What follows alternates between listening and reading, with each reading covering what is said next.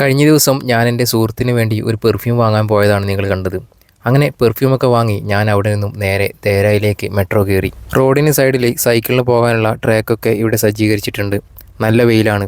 അങ്ങനെ കുറച്ച് സമയം നടന്ന് ഞാനൊരു മരത്തണലിലിരുന്നു. ദേരയിലെ ഹോട്ടലിൽ ജോലി ചെയ്യുന്ന മൊയ്തീൻ കെ കാണാനാണ് ഞാൻ പോകുന്നത്. ഹോട്ടലിലെത്തിയപ്പോൾ മൂപ്പര് റെസ്റ്റ് എടുക്കാൻ റൂമിൽ പോയതാണ്.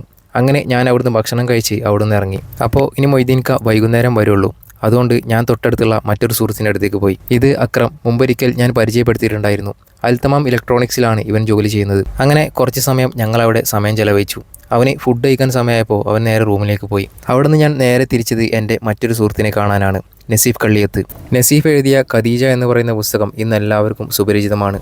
ഇപ്രാവശ്യം ദുബായിലെത്തിയപ്പോൾ കിട്ടിയ സൗഹൃദമാണ് നസീഫ്.